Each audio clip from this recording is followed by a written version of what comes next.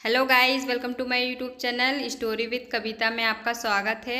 आज मैं मूर्ख की दुर्दशा की कहानी लेके आई हूँ, तो प्लीज़ इसे ध्यान से सुनिएगा। किसी गांव में रामदास नाम का एक महामूर्ख रहता था। उसका पिता वस्तुएं नाव में रखकर बाजार में बेचता था। पिता के मरने पर सारा कामकाज रामदास के सिर पर आ पड़ा। एक बार वृद्ध माता ने कहा, हे पुत्र, तेरे पिता की वस्तुएं हैं, इन्हें नाव पर रखकर वस्तुएं बेचकर गृहस्थ का पालन करो। रामदास नहीं चाहते हुए भी नाव के पास पहुंचा। नाव बांधने की रस्सी खोले बिना ही वह नाव चलाने लगा, किंतु प्रातःकाल उसने देखा कि नाव वहीं पर है। रामदास ने विचार किया कि मैं रात भर चला किंतु गांव के दृश्य नहीं बदले। मैं समझता हूँ कि गांव नाव के पीछे मेरे साथ चल रहा है। शीघ्र ही वह घर आया।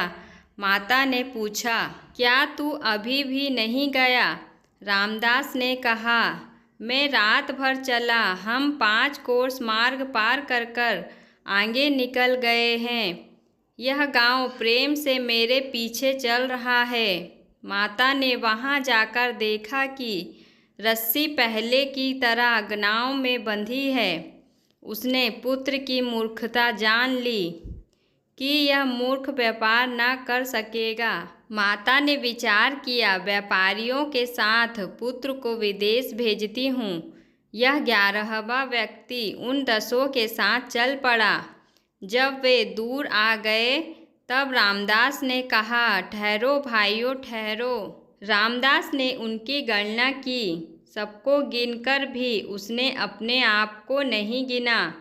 वह मार्ग में बैठ गया और बोला, गांव से हम 11 आदमी चले थे, किंतु अब 10 शेष रह गए हैं।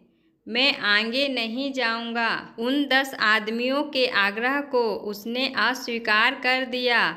शीघ्र ही माता के पास जाकर उसने कहा, माँ, मार्ग में प्रेत रहते हैं, उसने हम में से एक को खा लिया है।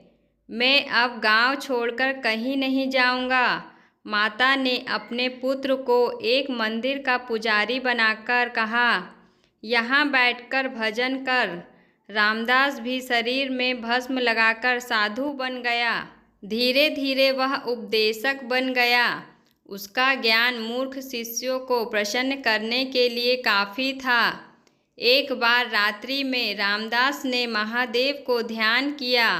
आधी रात में रामदास ने अपने शिष्यों को उठाकर कहा, अरे मूर्खों, उठो उठो, मैं अभी शिवलोक से लौटा हूँ। मैंने विश्वनाथ का ध्यान किया। तभी बैल पर बैठकर शिव आए और कहने लगे, भक्त प्रवर, वर मांगो। मैंने कहा, महाराज, मैं भूखा हूँ, लड्डू खाना चाहता हूँ। भगवान ने कहा, बैल की पूँछ पकड़कर शिवपुरी चल, वहाँ इच्छा अनुसार लड्डू खा। मैं वहाँ इच्छा अनुसार खाकर महादेव की कृपा से यहाँ आ गया हूँ। शिष्यों ने कहा, आप अकेले खाकर क्यों आए?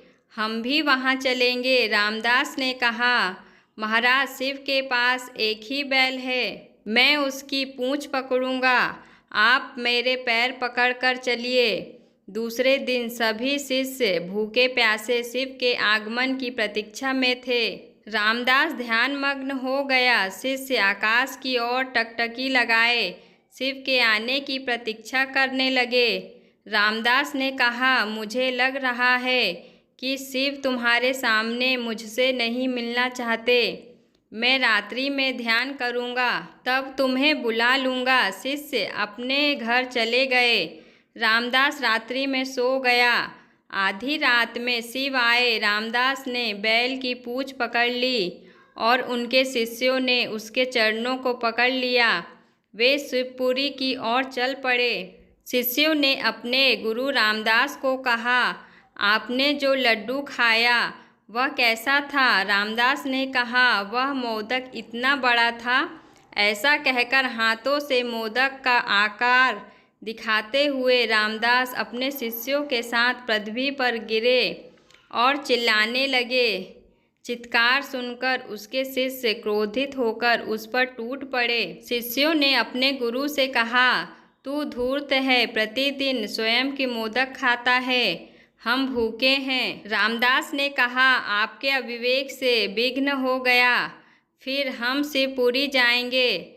शिष्यों ने गुरु की धूर्तता जान ली और गुरु को मारना प्रारंभ किया। रामदास दौड़ता हुआ माता के पास पहुंचा और बोला, मैं शिवपुरी से गिरकर मर रहा हूँ, शिष्य मुझे मारने लग गए हैं। माता ने अपना सिर पीटते हुए कहा, पुत्र तू जहाँ कहीं भी जाएगा वहीं कष्ट पाएगा।